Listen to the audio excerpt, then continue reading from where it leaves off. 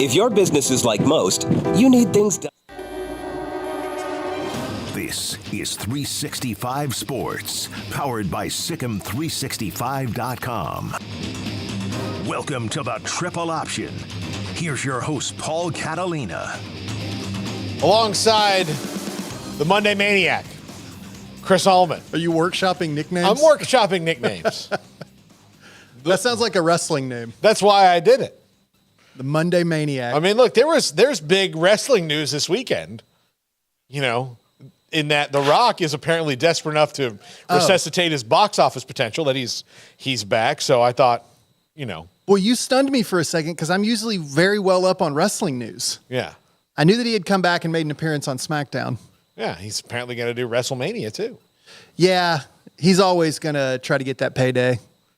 He's going to wrestle Roman Reigns. That's the plan. Yeah. So here's the deal. And we're starting off not with college football, but look, here's the deal. Just tuned in. It's 25% into the season, and if you had 25% off, you would think that's a good deal on something. Sure, yeah. So you're going to, buy 3, get 1 free, kind of a good deal. Yeah. So on the inverse of that, this is time to maybe determine when teams hit the panic button. And The Rock has clearly hit the panic button on his career in that, at least a little bit, to which The Rock has to, in that he is now going back to move forward because his last couple of movies have not done well. I mean, it's phase 2 of the plan.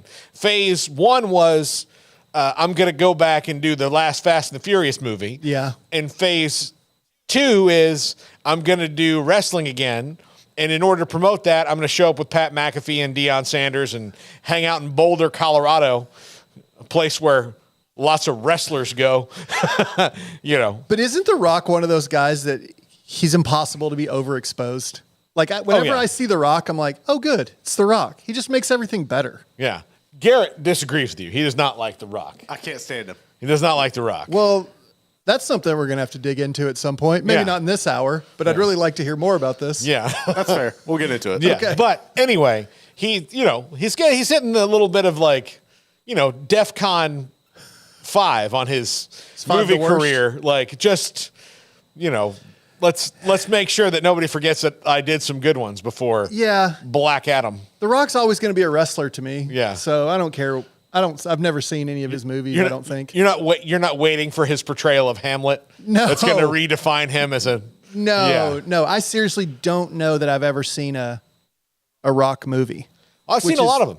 Which is probably weird to say. They're enjoyable. Particularly the early one, Rundown, with Sean William Scott. The Rundown. Seen it. Quite a good movie. And the one with Johnny Knoxville. I saw that one too. Yeah. That was Walking good. Tall. Yeah. So anyway. It was just him being The Rock, by you know the way. who's not walking tall right now? Here's the transition. Alabama. Yeah. And that might have been the ugliest win in the history of Nick Saban's career. Everywhere he's been. Is that only because of who they had to barely beat? No, they're in a rebuild there at USF. Alex Golesh comes in from Tennessee. Look, he put up 50 on Nick Saban as the offensive coordinator of Tennessee a year ago. Yeah. Almost beat him by scoring less than that this year, way less. But Nick Saban's in a spot where he does not have a quarterback who's going to be able to navigate them through the SEC in the way to which he is accustomed. Yeah.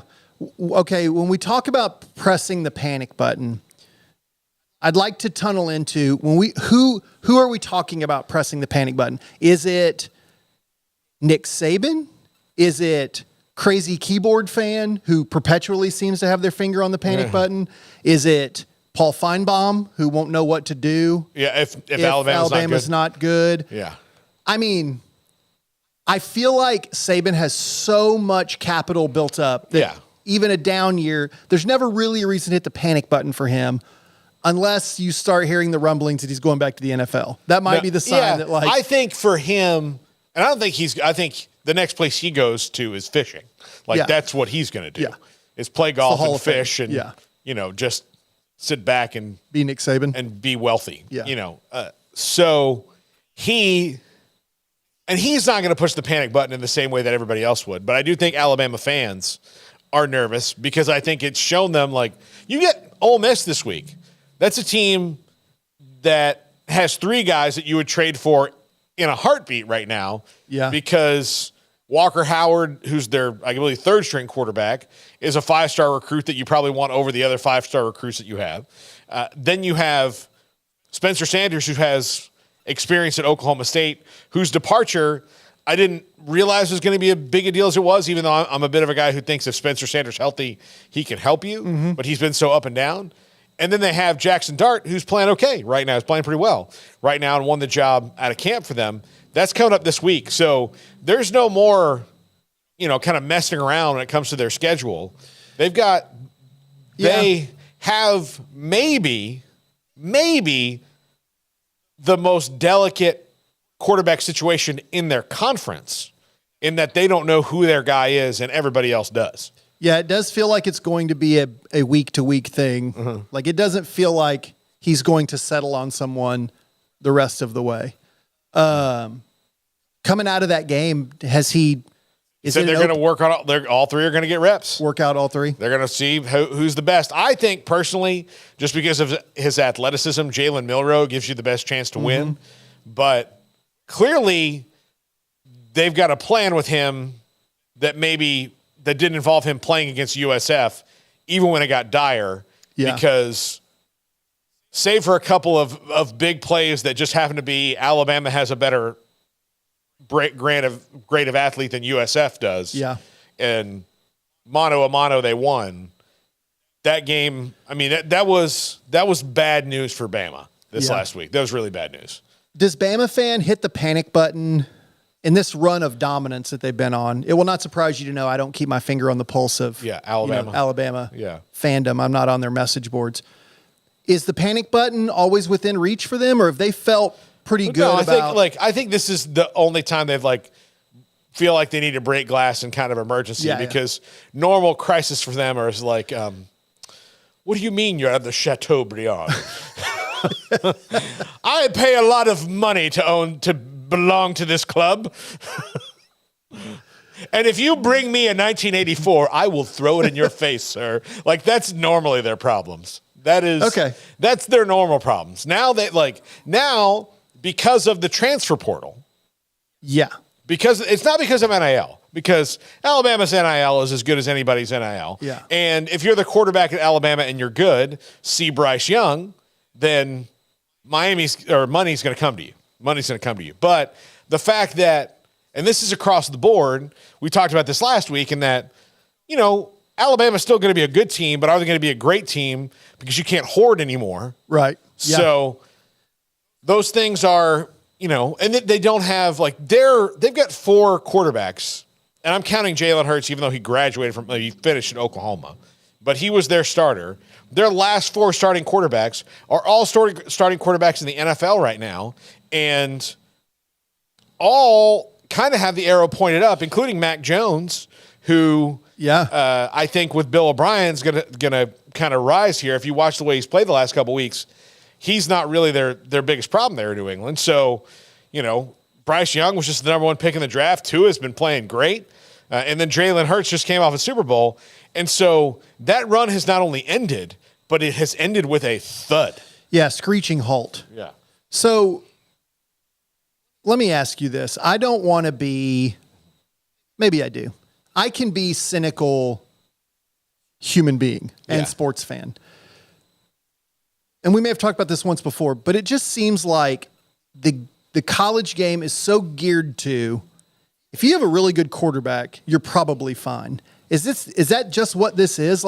They're not worse at any other position, right? No, they are. They are, but... Okay, let me rephrase that. They're not bad at other positions. They're not as good or as deep, like you said, because of an inability to hoard. Now, they don't have a freak of nature wideout that's going to win the Heisman like they did in 2020. But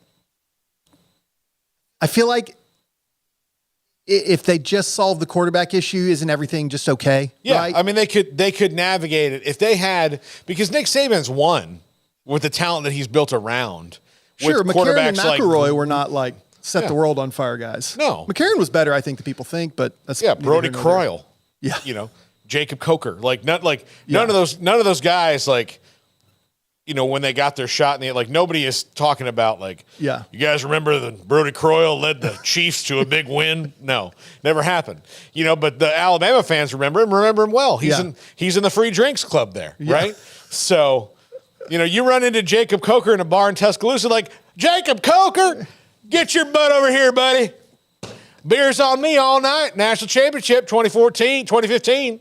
Love you, man. What a reduction of Bama fan. No, Maybe not to Garrett. That was spot on in my take. I was just saying. Garrett thought you were giving Bama fan too much credit. Here's the thing. If I'm in a bar and Chris Winkie walks in, And his grandkids. even though he has way more money than I do, I'd be like, Winkie, you sit down right here. You and me, we're going to house some beers tonight. That's how it's going to be. That's a fun game. Yeah. Who would you max out your credit card for at the bar? Oh, That's a fun game. I think we need to do that one day. Okay. Because it's one of those things like I met Bucky Richardson, former A&M quarterback, one time. Okay. And I was introduced to him by Dat Wynn. And so those two guys are in that for A&M fans. Also, no disrespect to you. I think highly of you as a human and as a professional, but in that triumvirate, you, Dat Wynn, and Bucky Richardson, one of these things is not like the other. Oh, it's absolutely true. No disrespect Absolutely to true. Absolutely true. Absolutely true. So, but no, and Dat is like the nicest, like not the Bucky's not, I've only met him all the time, but I have a very good friendship with Dat Wynn, and one of the nicest guys in the world. So he would be in that club, and there's been times where I've been places with him and then tried to see if somebody would, and Dat is so effusive. Like, no, please don't, not at all. I don't, I had my half a beer 2 hours ago. I'm good. I'm good. I don't want to mess up a potential comeback. I tried it because you guys wanted me to, but now I'm not, Well, that would be a really fun game. Yeah. All right, we'll do that one day. So, yeah, we'll do that one day. Who would you max your credit card out for? Yeah, it could, to me in college sports, it's like there are a bunch of think about who's the dude from Northern Iowa? Ali Farouk-Manesh. Oh, the guy that hit the 3-pointer against Kansas. Yeah. Oh, yeah. Bringing him up, I'm hoping my wife is not even watching right now because she'll. Oh, is Amanda a KU grad? Yes. Okay. Sorry, Yeah. I don't think I knew that about her. Oh. Sorry. Yeah. Do we have a dump button? Can we just dump that name? No. So anyway, by the way, thanks to my friend Ryan. Got me this cup, triple option. Wow. Yeah. And No bidet? He couldn't spring and get you a bidet? No. Although I sold him on that. He's got them all over his house now. We're actually going to see him. Here's the thing, big announcement, Chris, while we have it, before we go to that. Next week, on Thursday and Friday, Jack and I will be in Orlando. We're doing shows from Orlando, courtesy of Meridian Capital Homes and Ingenuity Air, who are local Orlando businesses for Baylor and UCF. We'll be at Burger U on Thursday from 2 to 3 local time. And then from 3 to 6 local time on Friday, we'll be at Bounce House Social. So, wow. Yeah. Got a big trip coming up. Man, must be nice to be you guys. Yeah. It's fun. So that leads me into my next panic button, even though we'll get to Oklahoma State in a second. Baylor's got a panic button badly, in that I think fans thought maybe they would improve on last year and just kind of clear out. Yeah. But right now, the game they played against Long Island was, again, it's one of those things where even though you got to win, it's like, well, that should have been way better than that. And Long Island was in the game for way too long. Yeah. Can we just blanket? Outside of Texas and OU, can't you just kind of blanket the whole Big 12, maybe pressing the panic button a little bit? I wouldn't say yes on UCF just yet. And I think Cincinnati's actually thrilled they're doing well. West Virginia came out. They've just won the backyard brawl, but they've been in panic mode because they haven't been good for a while. Yeah. So they haven't unleashed it. But Houston, I'm sure, just absolutely slamming it right now. Yeah. I'm more thinking maybe Brett your mark, because I'm sure his ideal situation is not Texas and OU being really good on the way out. But here's the good news for him. One of the teams that's on the way in is the most talked about thing in the whole country right now. Yes. I know we're going to talk about We'll talk to him next. about that in a few minutes. So panic button, man. So I can only, here's what I experience in a vacuum with the Baylor people in the family that I've married into. Yeah. the panic button has long since been released. It's just a resignation. It's the give up button. They're just Chris, they're just kind of we hopeless. Garrett and I talked about this on the post-game show the other day, in that they're in a situation right now where I think they have not gotten out of the talent what they wanted to, clearly, that they evaluated. So they missed on some talent on the roster.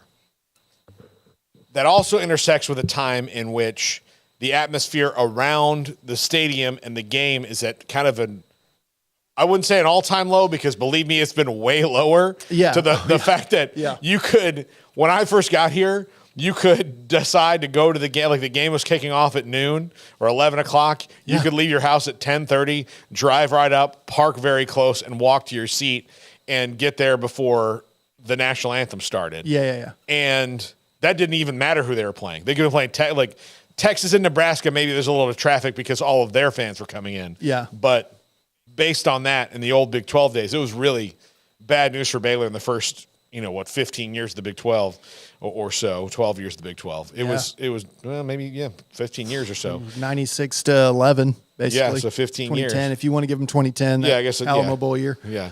Robert Griffin won the Heisman that year, so I think you got to. That year before. They made it to a bowl that year before. Yeah, right? the Texas Bowl. Texas sorry. Bowl year. Yeah, so. I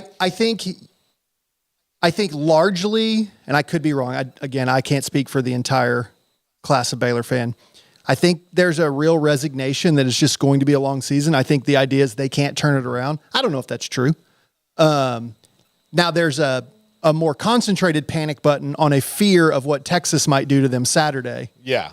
Which based on what Texas did, may not be inevitable either. Well, look, Texas turned it on in the fourth 80. quarter, but I do think that I saw Steve Sarkisian in his press conference today about this is their last Big 12 opener here against Baylor. This is the last one.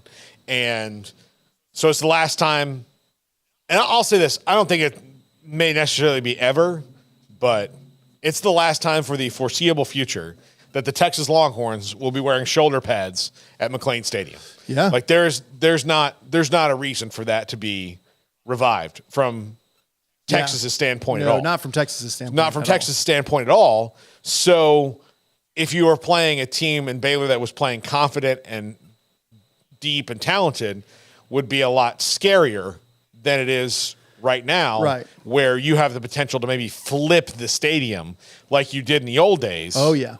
I mean, Mac Brown one time on the post-game call-in show the week before they played Baylor said, well, I can't wait for our fans that don't get a chance to see us in Austin to come see us in Waco.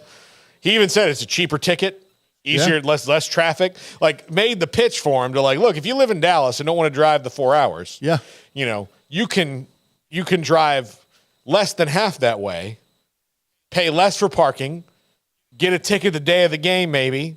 Yeah. And that still exists. I got hit up yesterday by somebody in Austin. Yeah. It was like, hey, can you get me tickets to Texas Baylor? And I was like, no. Was it Andrew Baker? No. Oh, because he hit me up yesterday. I was about to say, I know you probably got hit up. Yeah, I got hit up. Andrew's got more money than both of us. Buy your own ticket, dummy. So, yeah. So anyway, I think he thought we still got free ones. And I was like, no, we don't. No. But another team, I think, pressing the panic button because they've got similar problems to to Alabama is Oklahoma State. And they've got 3 quarterbacks, but they don't have one. And they got absolutely walloped. And we're getting shut out for 3 quarters against South Alabama. Yeah.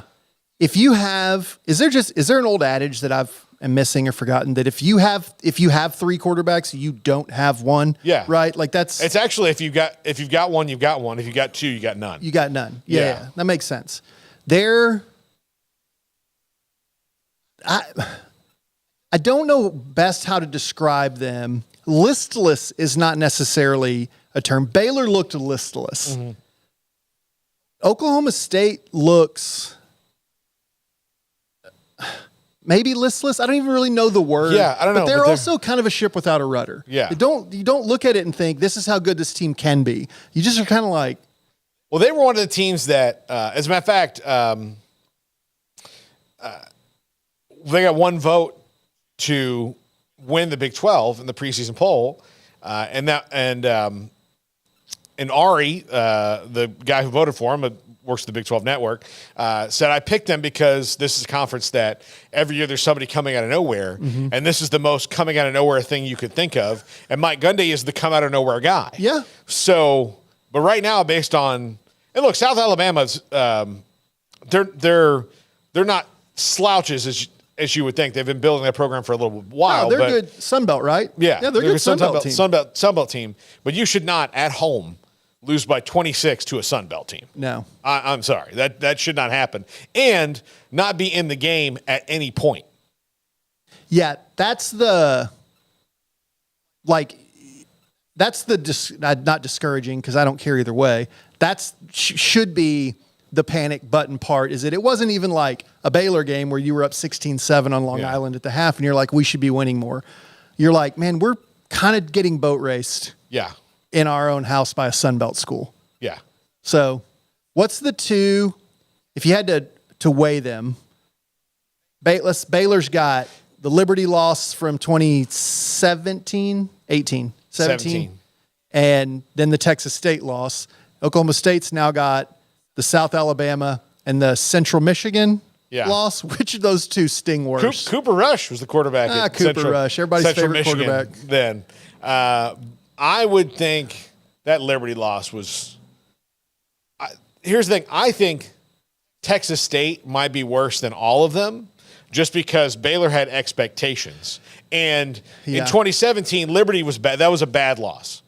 But nobody that was like, there were fans that were like, oh, well, we've got a good coach. He can, you know, this coach can come in and he's got a bunch of good players and they'll do that. I don't think they understood what was really going on until that moment when they lost to Liberty and they lost to UTSA that year. Like, I don't think until those things happened, they understood like, no, like those players you think you had, they're gone. Yeah. And the ones that are here are not in a good mood. Yeah. And so it's not in a good mood. It's not what you think. That was probably some all-time panic button stuff after those two losses that first year that Coach Rule was here. So, but I do like, I think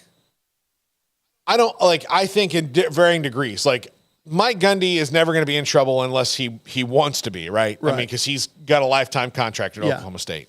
Nick Saban's not in trouble, although expectations from the fans have taken a severe hit in that now, you know, they're looking at probably a 9-3 season at best. And that's if they get their quarterback right. And if they don't, like their schedule's still a gauntlet. Yeah. They're probably not playing for the SEC title. As where Baylor, there's some real consequences on the coaching staff if they don't get things right in a hurry. Yeah. Because Baylor can't sit around and wait very long, you know, to do this. And Dave Aranda has already changed coordinators a couple times. Yeah. You know, one has worked, Jeff Grimes worked out for the better for a little while. Now he's changed the defensive coordinator. Like you're in that mode of like you change coordinators, well then that is what's gonna be the difference there is. I don't think that is imminent right now, but those things can change so rapidly and, you know, a few bad losses more in a row and you're like, well, you know, what's going to happen? Yeah. So I think that's the biggest panic button, maybe in the Power Five right now, in that you've got so many other factors of you may not even get close to any of the goals that you set for yourself this year to get back and contend for the Big 12 title. And there might be some coaching staff changes in that too. Yeah. Because the grace period has run out. Yeah. I don't know how long it was, but it certainly does feel like it's either get it way back right this season or you don't get another shot at it. Yeah, absolutely. Yeah. When we come back, Deion Sanders is 3-0. Look, his world's about to get right out of town. You hadn't heard. His world's about to change in that the teams he's playing are better than the teams he's beaten. Fair. That does not take away from anything that he's done. But it's a good way to put that. I do see like there is this interesting resistance in the college football world to just enjoy it. And appreciate the uniqueness that it is because there's a fear of he's changing everything. I mean, like, okay, so I want to dig deeper into that when we come back because as a person who's embraced it, I want to know specifically who's pushing against it. Yeah.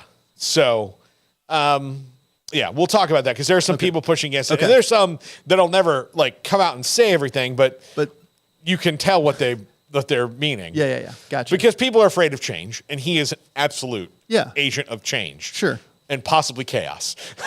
Yeah, but I love it. Yeah, it's great. So we'll talk about that when we come back. This is the Triple Option on 365 Sports. If your business is like most, you need things done quickly.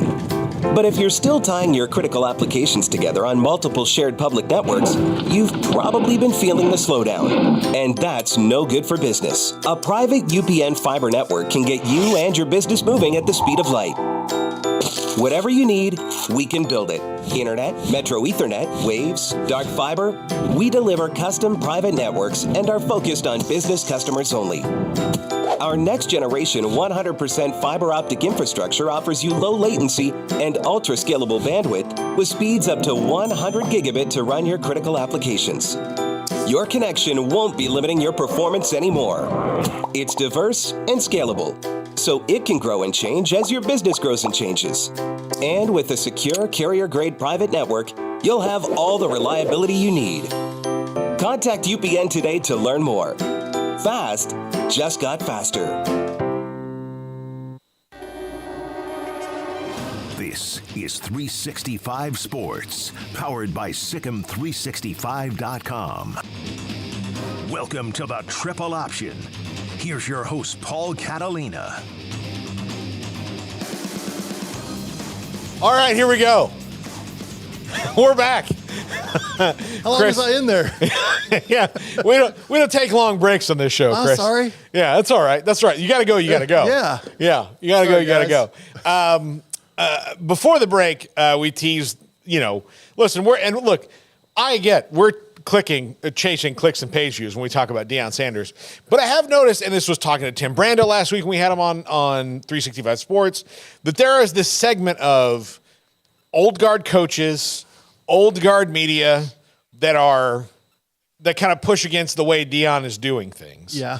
And it also goes again, like, it's the same people who, when they found out Texas A&M was spending all this money on NIL, were like, well, they're not doing it the right way. We're like, I mean, it's legal. Like, Yeah. they're not. They may actually be the only ones doing it the right way. They're not, like, they're not breaking any rules anymore. Like, things have changed, so you have to divorce that idea in your head of like, oh, they're cheating. Like, no, they're not. They're not cheating. Right. There are not rules anymore.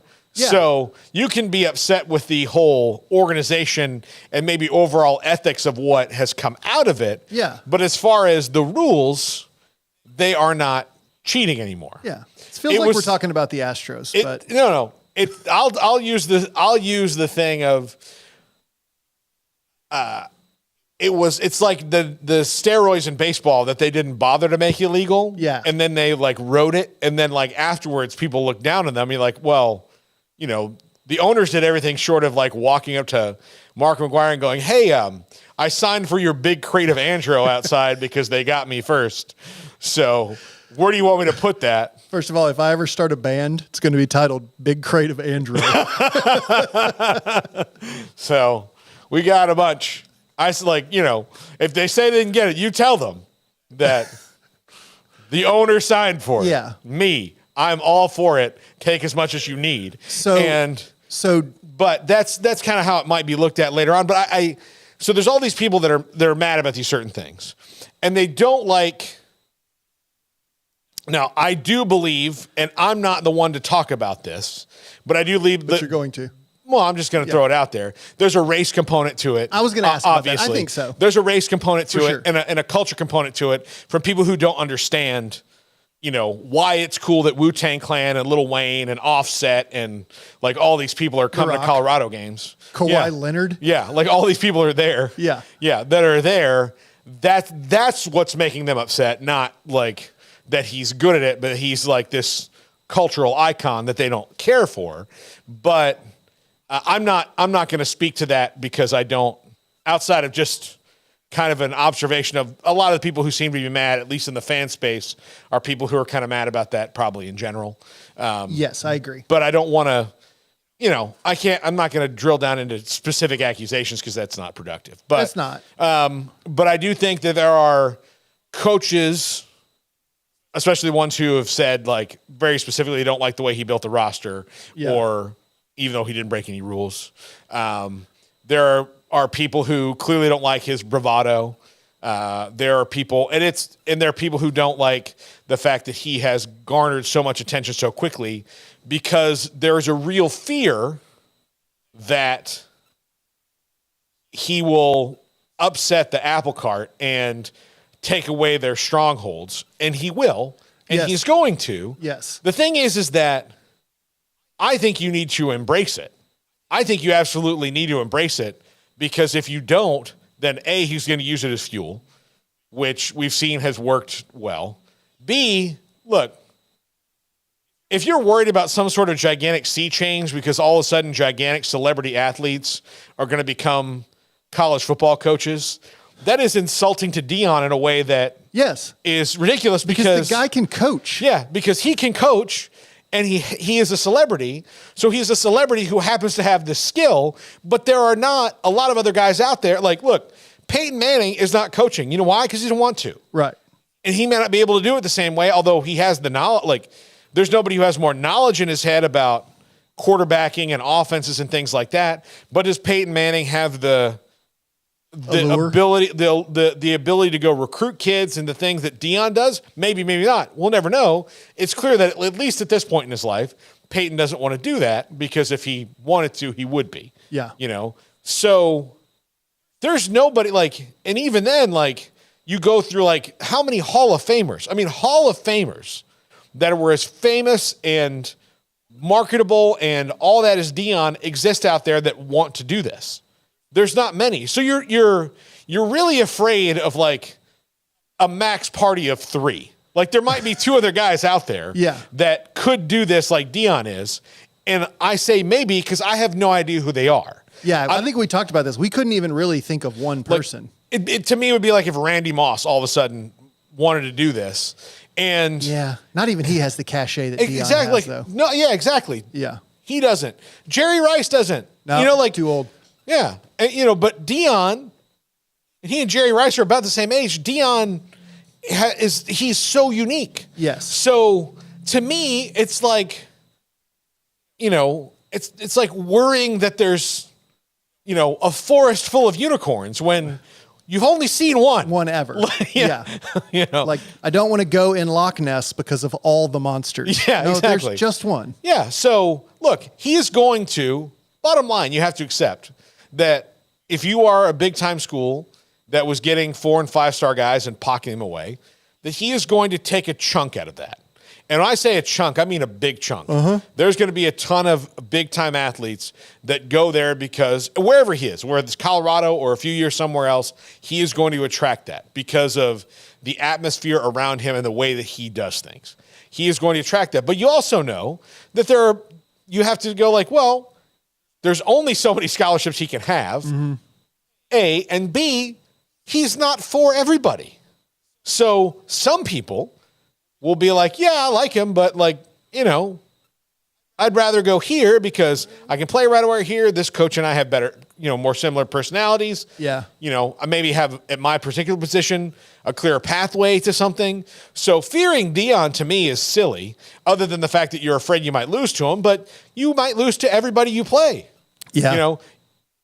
You might not be afraid of South Alabama, but guess what? Yeah. They can roll in and beat you just the same. Yeah. So the little bit I've seen, and I don't live much life on social media. So as I understand it, I mean, I guess Coach Rule allegedly it was roundabout, yes. like the things that. But he's going to get painted with that brush, right? As being this like anti-Deion guy. No, and I'll tell you, he'll be one of the guys who's just like, fine, great, let's go. Like, right. Nothing he can do about it. Like he just needs to. But the narrative that if the narrative needed fuel, it reached out and grabbed Coach Rule as part of a support for the argument. Yeah, because they preyed on the Buffalo and Shadur said that was disrespect and all that. So and then I guess Danny Cannell. I know he's probably one of your leaders from his time at Florida State. Yeah, I mean, I like Danny, but I think he may have put his foot in his mouth on Twitter, but who amongst us hasn't? well, Danny does that a little bit. Yeah, And he's kind of a cranky old guy a little he's bit. polarizing. Yeah. And then I guess the cat at Colorado State, obviously, like I get what he was But look, trying to do. Here's the deal. It almost worked It for almost him. worked. Yes. It almost worked. Yeah. Yes. If his guys knew how to handle that better, Yeah. probably would have worked. Yeah, They just what, handled it like buffoons. 16 penalties or whatever they committed, especially 17. the 17 Yeah. penalties, and then one of them being a horrible cheap shot on Yeah. Travis Hunter. Yeah. Like, you would have probably looked better in that regard. But yeah, Jay Norvell, he took a calculated risk. Yes, Like, he did. And it almost worked. Yeah. Yes. I don't fault Jay Norvell for anything he said or did. I think it was on Thursday. I was like, dude, why are you doing this? Like, he doesn't need to create Right. you don't want him to create a narrative. Just let him. Yeah. Or he'll create one out of thin air because that's how he does it. But don't give him one that he doesn't have to do that. Just in the regard of, just as the way he motivates, make him have to spend some time being creative as opposed to just going, hey, Yeah. I'm going to write the first 3 lines of your pregame speech for you. Go ahead. Yeah. Yeah. I guess I'm just, again, in my little insulated place, people are enjoying the first 3 weeks of the Dion experiment. Mm-hmm. It only works if you win. Yeah. And if he stops winning and Colorado stops winning, then it ceases to be charming. Yeah. I'm charmed by it right now. Yeah. After an off season and a couple of years of realignment BS and chasing money and television rights and not understanding NIL and the portal and all the chaos that comes with it, for 3 weeks, he has made the games really fun. Yeah. And I appreciate that. So I fully embrace the Dion thing.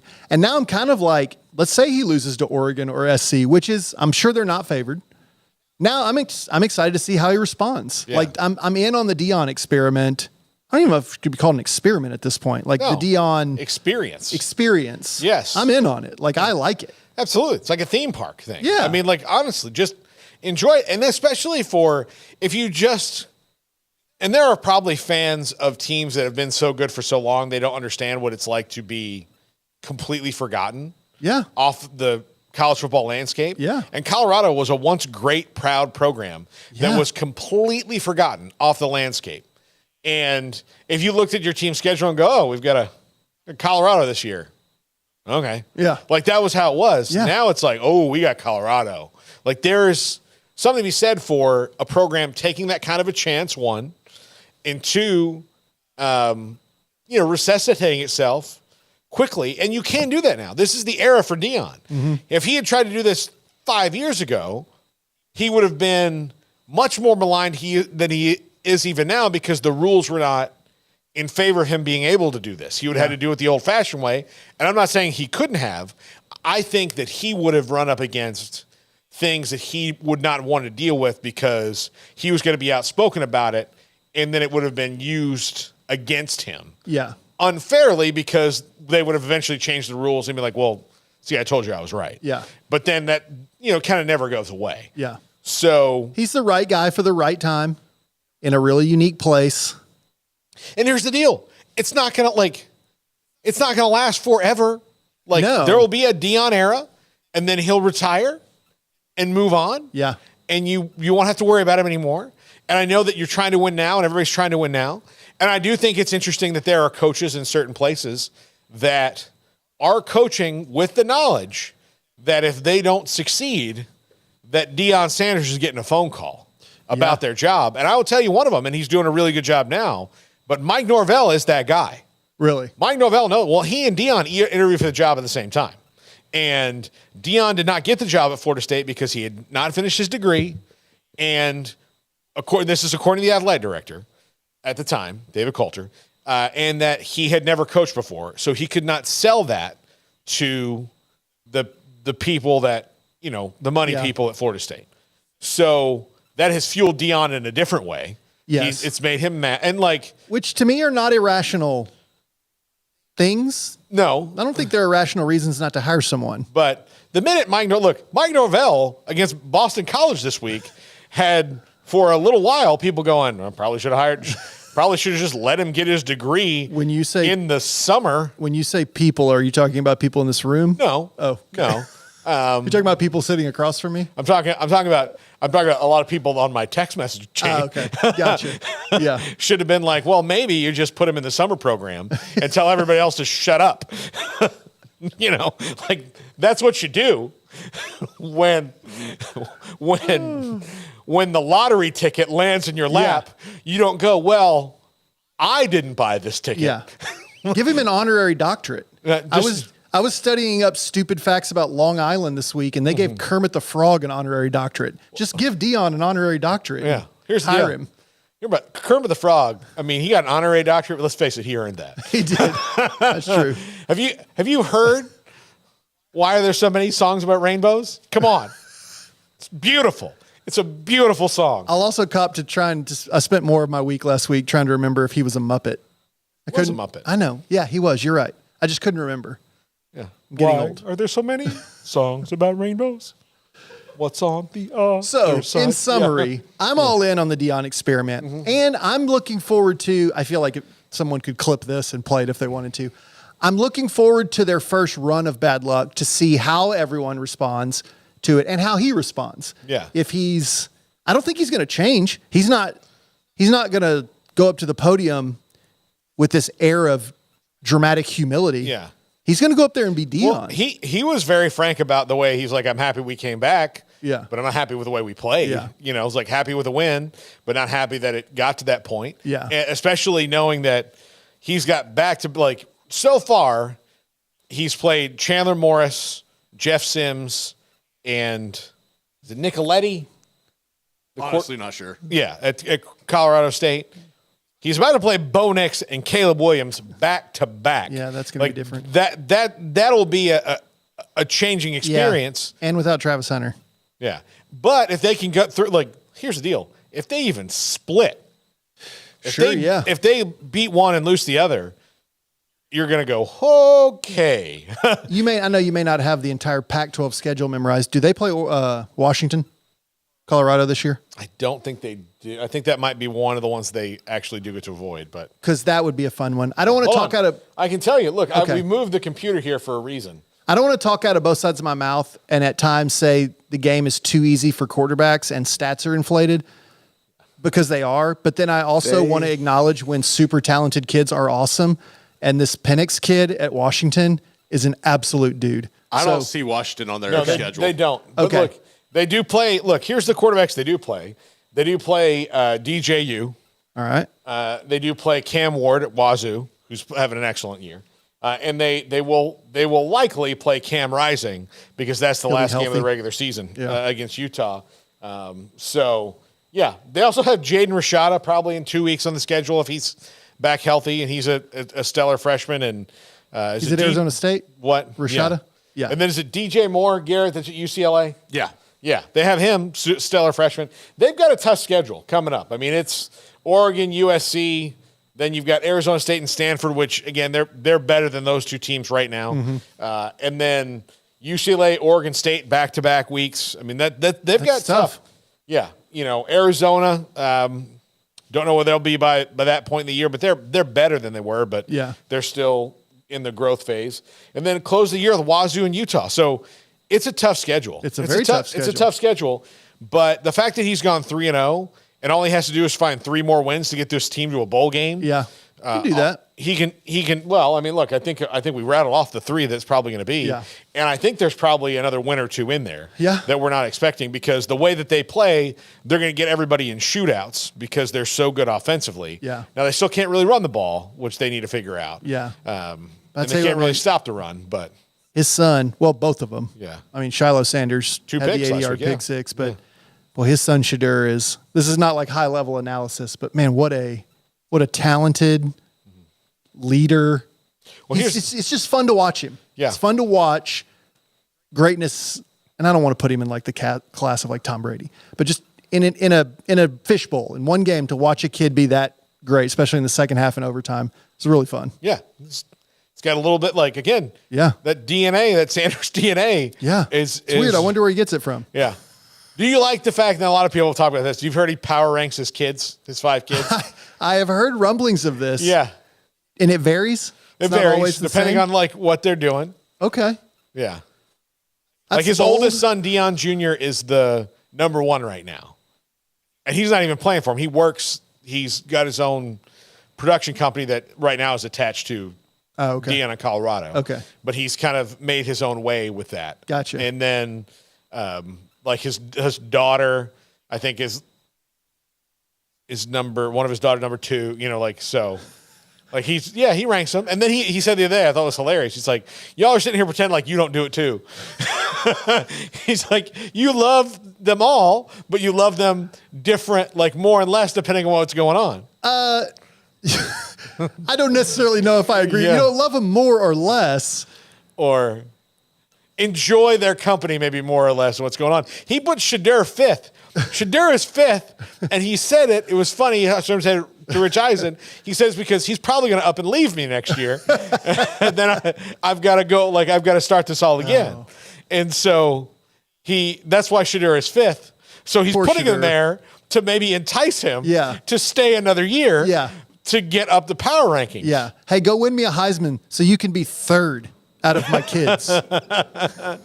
Yeah. Dion. I love the Dion experience so far. Yeah.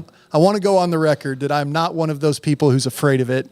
I say bring a Dion experience to every campus in America, but it's not going to happen. Enjoy it again because it's unique. I think that sometimes we fear things that are unique and they're not going to be, you know.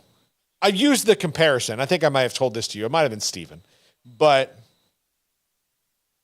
when Brittany Griner came to Baylor, our old friend Butch Henry said to me she's going to change the game forever.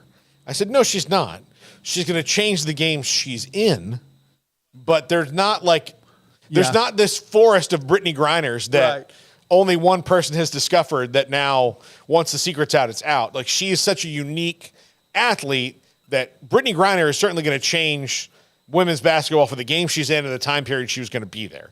That's for sure because Yes. there were not people who can do what she did before she came. Right. And there may be after, but it's not like, you know, there's just going to be this water wall of people just These flooding people coming in. out of the woodwork saying like, oh, I can do this too. Yeah. No. Like that, saying that, like, again, like you said before, is kind of an insult to them in their uniqueness. Right. Like saying that Dion is going to change things irreparably for college football. Well, not really.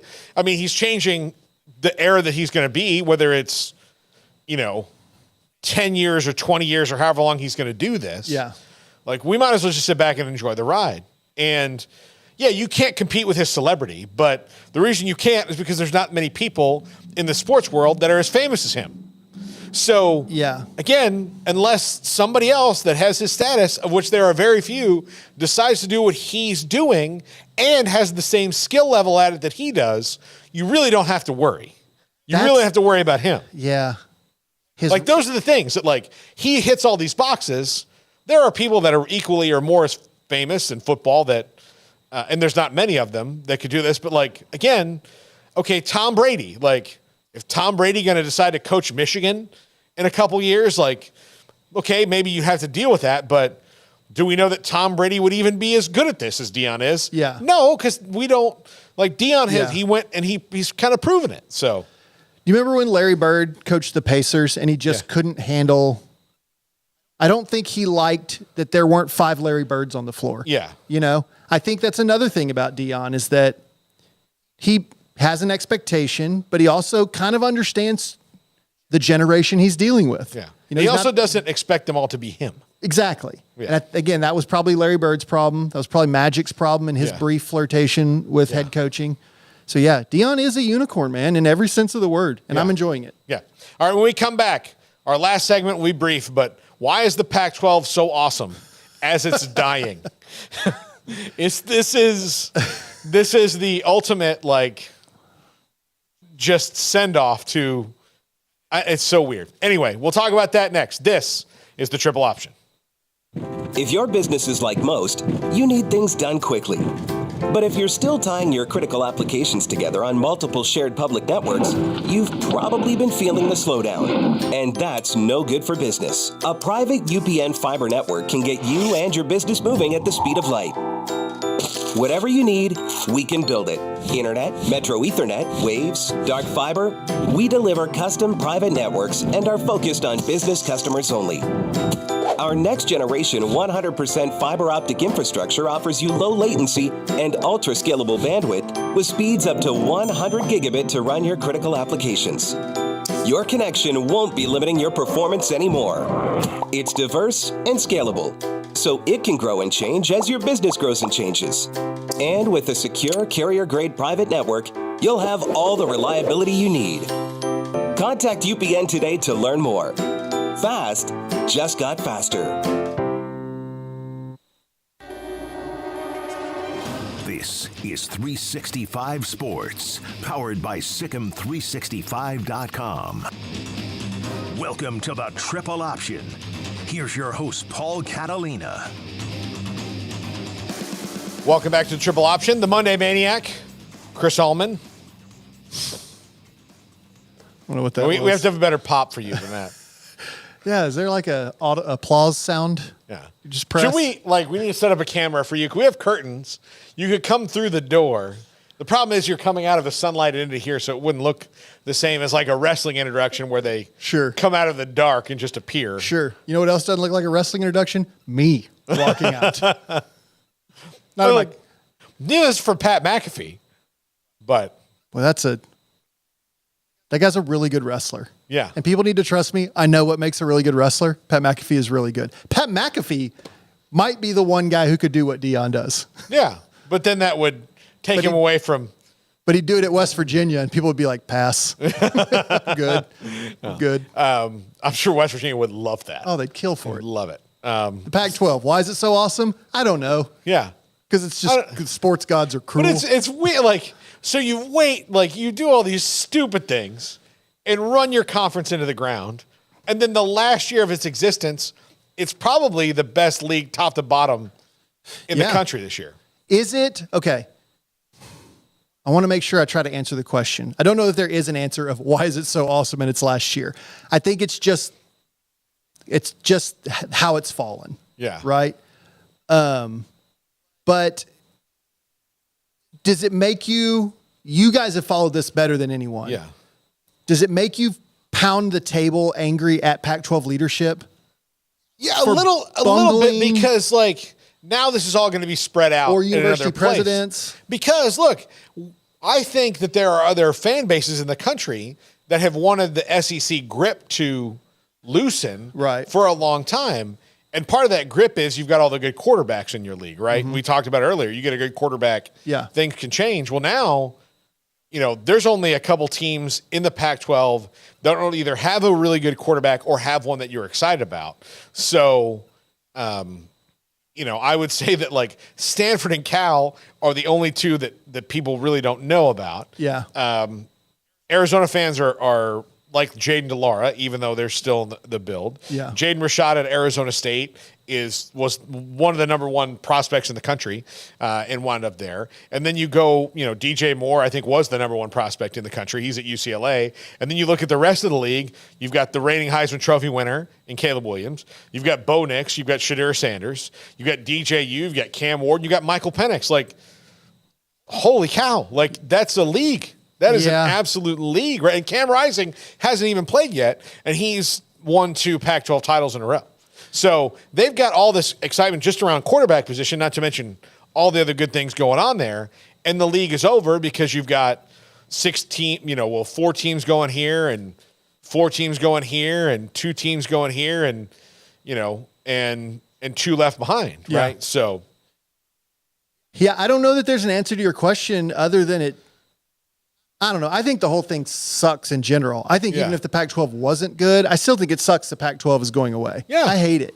And I am the guy that wants to pound the table and be mad at leadership. And years ago, when I was doing radio, I was brand new in the Waco market doing radio, and I was running the board for the Guy Morris show. J-Mo was interviewing Guy Morris. And Coach Morris kind of went on this rant about university leadership because David Cutcliffe had just been fired at Ole Miss. Yeah. And everybody respects him so much. Yeah. Morris went on this rant about non-football people making decisions. Yeah. And that, for some reason, that's what I think about. I think when the death of this conference.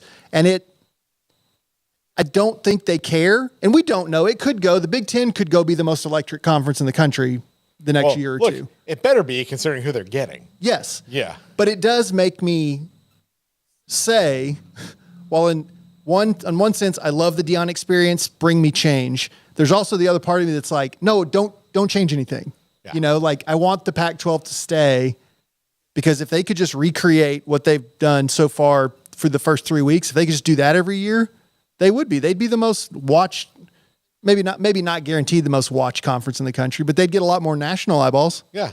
Well, and like we heard throughout the process, it was interesting where people like, look, college football on the West Coast, the powers that be don't look at it the same way as where if you're the university president at an SEC school, you better wrap your arms around it. Sure. And tell it you love it. Yeah. Give it a stuffed animal when it's sad. Like those are the things you have to do. Give it candy for dinner. Yeah, you can't. If Yeah. you're in the SEC or the Big 12 and those conferences, the Big 10, you have to absolutely you have to make sure football is.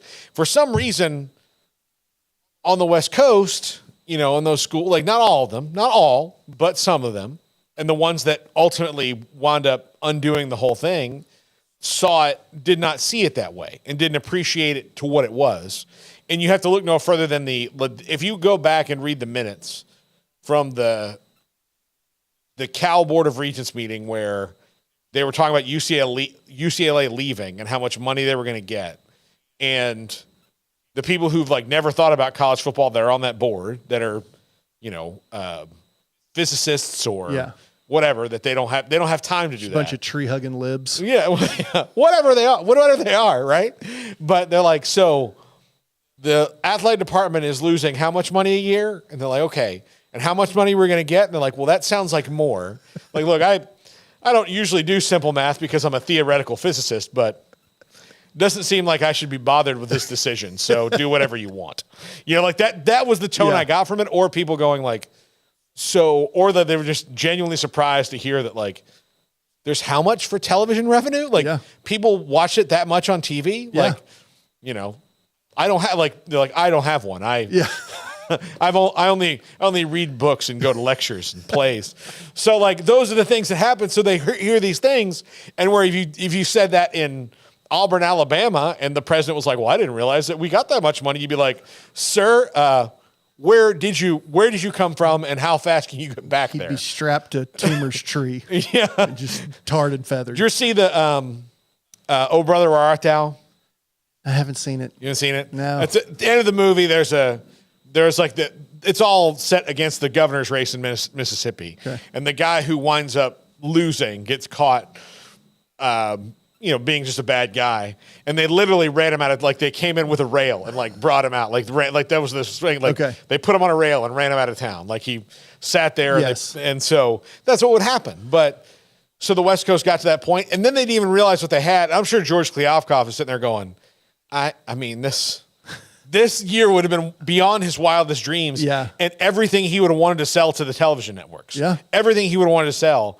And then they just went, yeah, I don't get it. So. But it's decisions being made by people who don't care that much about what happens on the field and people that don't really understand what happens on the field, right? Our decision makers are just not unlike our government. They're all just incredibly detached. And I'm talking about at every level. Oh, yeah. They're just detached from what's really going on. Yeah, look, there's I'll say this and we have to go. But you didn't want to get into politics talk? Yeah, no. Oh, okay. The SAG, AFTRA, and Writers Guild strikes are going right now. Yeah. Warner Brothers is going to lose $500 million this year because of it. You know what the Writers Guild was asking for? $45 million. Okay. So their own greed got them in this mess. And now they're like, now it's to the point where you've lost so much money. Are you going to try to like just fast forward through the other side? Yeah. And so those decision things that happen in society all the time are what happened to the Pac-12, and that your own greed and just lack of foresight got you in this spot. And we call it greed, and oftentimes it is, but sometimes too, what people want more is power. Yeah. And they want to exercise, like the strike is probably about just power over people. Yeah. And they want that power as much as they want the money, though it ultimately all does come down to money. You lose enough money for other people, and they'll take that power away. They will from take you that power away. faster than you ever thought you could. Like, you'll have it, and it'll be gone, and you'll be like, how did this happen so fast? And like, oh, count the money you lost. Oh, yeah. I used to be powerful. That's why the Pac-12 is no more. Well, that's going to do it for us. Thanks to the Monday Maniac, Chris Allman. I'm going to make it stick. I hope we get merch. I hope we get merch that says the Monday Maniac. The Monday Maniac. Yeah, we get merch that says it. Chris What a Allman bummer. with us here. Tomorrow, Roy Nogaltree will be back. I haven't figured out a good name for him yet. Yeah. He's got such a good name. Yeah. He doesn't really need a nickname. No, like if I called him Timmy Tuesday, it wouldn't would ring a hollow. So Roy Nogaltree will be here. Back in tomorrow with another show. Big show, 365 Sports at 3 o'clock. Thanks for watching, everybody. See you then. If your business is like most, you need things done quickly. But if you're still tying your critical applications together on multiple shared public networks, you've probably been feeling the slowdown. And that's no good for business. A private UP